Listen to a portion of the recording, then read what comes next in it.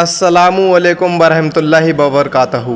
मेरे मोहतरम अजीज दोस्तों, आज मैं आपको एक ऐसी कहानी सुनाने जा रहा हूँ जिसे सुनकर आपका ईमान ताज़ा हो जाएगा। लेकिन दोस्तों, आपसे एक छोटी सी गुजारिश है, अगर आप हमारे YouTube चैनल पर नए हो तो हमारे चैनल को सब्सक्राइब ज़रूर कर लें और वीडियो को ज़्यादा से ज़्यादा शेयर करें। दोस्तों, ये कहानी है एक कंजूस आदमी और एक फ़कीर की।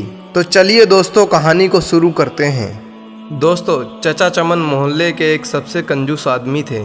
उनके घर कोई मेहमान चला जाए तो रस्मी गुफ्तगू के बाद पूछते हैं कि चाय तो नहीं पियेंगे ना, क्योंकि चाय बहुत नुकसानदेह है। हाँ, शरबत थोड़ा गर्म है, चलेगा क्या? केक बिस्किट वाली दुकान अभी बंद पड़ी है, क्या करूं? समोसे वाला तो अभी तेल गर्म कर रहा है, अभी काफी वक्त लगेगा, आप कहाँ इतनी देर तक बैठे रहेंगे? बेचारे मेहमान ये सुनकर शर्मिंदा हो जाते। एक दिन दोपहर को किसी फकीर ने उनके घर दरवाजा खटखटाया। चचा चमन ने दरवाजा खोले बगैर पूछा, कौन है? फकीर बोला, बेटा मेहरबानी करो, मुझे कुछ पैसे दे दो, मेरे पास सब्जी है, मैं रोटी खरीद कर खा लूंगा। चचा चमन ने बोला, जाओ जाओ, दफा हो जाओ, नहीं है मेरे पास पैसे।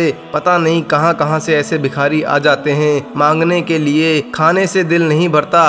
चाचा चमन ने बेचारे फकीर को खूब बातें सुनाई। फकीर मायूस होकर आखिरकार वहाँ से चला गया। उसकी जुबान से बद्दुआ निकली, अल्लाह तुझे हमेशा खाने से दूर रखे, तू भी कभी कुछ ना खा सके। इतना कहकर वो फकीर वहाँ से चला गया। कुछ दिन बाद चचा चमन के पेट में शदीद दर्द उठा। दर्द इतना शदीद था कि वो तड़प उठा। घर वाले उनको हॉस्पिटल ले गए। हॉस्पिटल में चचा चमन के मुख्तलिफ टेस्ट हुए। आखिर पेट के दर्द का पता चल गया। डॉक्टरों ने हिदायत दी कि 15-20 दिन तक हॉस्पिटल में ही रहना होगा ताकि मुकम्मल इलाज किया जा सके। हॉस्पिटल से जब घर वापस आए तो कमजोरी से निढालते। बहुत बुरा हाल था, कोई चीज हजम नहीं होती, दही भी खाते तो उल्टी हो जाती। डॉक्टर के पास जाते वो कहता है, शायद आपने बदपरहेजी की है, टेस्ट करवाते तो सब ठीक आता है, दवा बाकायदी से इस्तेमाल करने के बावजूद तबीयत सही नहीं है, रंग पीला पड़ गया था, थोड़ा सा खाने से भी उल्टी हो जाती है। चचा चमन की रातों की नींद उड़ चुकी थी, उनको मौत का खौफ होने लगा। चचा चमन को सोचते सोचते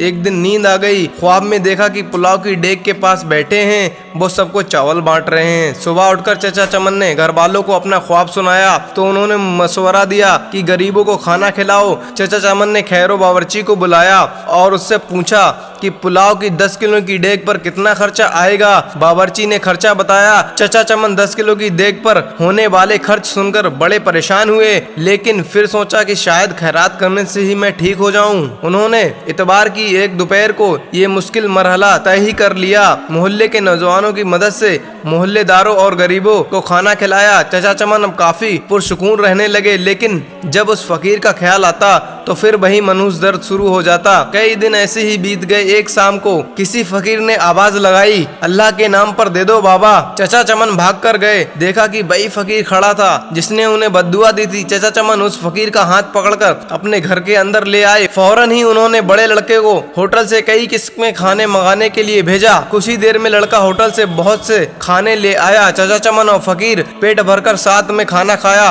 जाते वक्त फकीर बहुत खुश था। एक हफ्ता इलाज के बाद चचा चमन मुकम्मल तौर पर सेहतमंद हो चुके थे। दोस्तों, इसलिए कहते हैं हमें हमेशा भूखे को खाना खिलाना चाहिए और प्यासे को पानी पिलाना चाहिए, और हमेशा जो शख्स मुश्किल में हो उसकी मदद करनी चाहिए। दोस्तों, इन सब चीजों से अल्लाह बहुत राजी होता है। दोस्तों, अगर ये कहानी आपको अच्छी लगी हो तो हमारे चैनल को सब्सक्राइब जरूर कर लें।